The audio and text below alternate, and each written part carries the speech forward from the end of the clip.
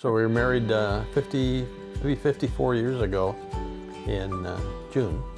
Actually, we say we met in the darkroom. We actually got to know each other in the darkroom. Connie was my boss. Yeah. She was like artist in charge or whatever, and I came in as a photographer to be her assistant and stuff. And been my boss ever since. Yeah, I've been boss ever since.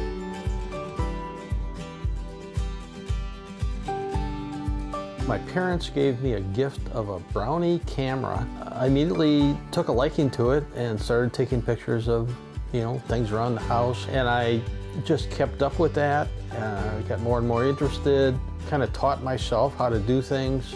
I never really had any formal training in it, but I kept up my interest and I just kept going with it. And it wasn't until the late 80s that Connie was taking some classes over at IUN. I finally learned how to do some stuff that I've been.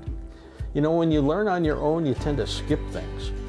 And then all of a sudden you're up against the wall because you don't understand something. So I learned a lot about working on a theme and, developing the whole thing and having a write-up and along with the pictures. And I learned some color technology I didn't know about. I'm very interested in the dunes region around the southern shore of Lake Michigan. I'm fascinated by the kind of fragile beauty of the area, and I see a certain radiance to it. But I'm also interested in the incursion by man-made structures and that kind of visual tension that can develop between those things and the natural environment. I mean, if you go out there now, it's harder and harder to find an area that's what you might call pristine. There's always a parking lot there or a light pole or a garbage can or something. So I finally stopped trying to eliminate those. I don't know if I'd classify some of that work as social, but it's because I'm not really promoting a point of view other than for people to be aware of this and maybe think about it.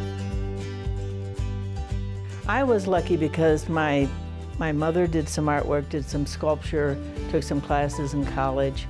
So it's been kind of running in the family. So I had that kind of emotional support, for it right away. They're very good about encouraging me. And then went on to college, studied painting and at a bachelor's level, and then later on at a master's level. I was fortunate to meet somebody when we moved here to Long Beach. Her name was Gertrude Harbart. And she taught me all kinds of techniques because I was used to doing things realistically. She would have all the students experimenting with all kinds of new abstract things because she was kind of a groundbreaker herself. But then somewhere along the line, I wanted more meaning. I didn't want to just know technique, and skills. And a friend recommended Dave Clayman's class over at IUN. So he's a conceptual artist, and that was very good for me there. There's a lot of emotional content in my artwork because I've had some dramatic experiences, a near-death experience that really affected what I was painting about. I was about 9 years old. I was walking down the back lane of the farm, and I was trying to imagine how I looked to someone else, and I found myself looking down on the top of my head. So I went back, and of course told my Presbyterian mother about it, and she's kind of like, sure, when are we going to cart her off to the funny farm? But that was in the 1950s, and it wasn't, the out-of-body experience I wasn't even heard of then. So later on, when those things began to come into the culture, I could cope with it better. But I would take all these things, all these experiences that were kind of running into each other headlong, and work it out in the artwork. It was my art therapy, I guess. I often ask Connie for her opinion about something I'm doing.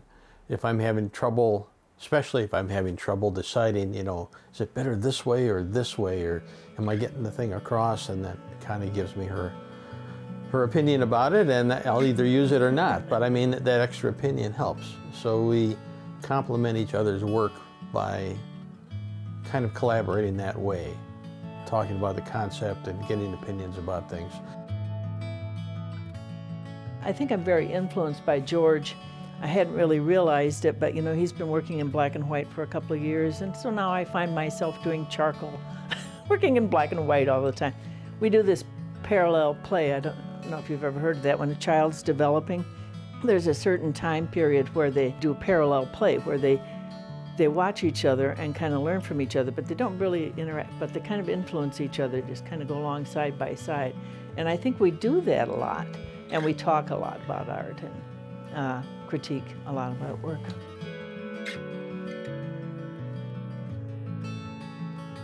They were having an exhibit that was related to region women, and somehow I was invited or whatever to put some artwork in this exhibit. And I happen to have connections because of my involvement with the fire department here and the Red Cross and things, EMS, of knowing a lot of, knowing several women who were involved in this. I thought, well, maybe we could do something with that. So we had 3 volunteer women that we did this piece, actually 9 separate little pieces that fit together. George had taken portraits of them, and then from the portraits that he took, I worked on like the head. In a way, our artwork seems to, we try to add light to the situation. And this was our way of shining some light on those people.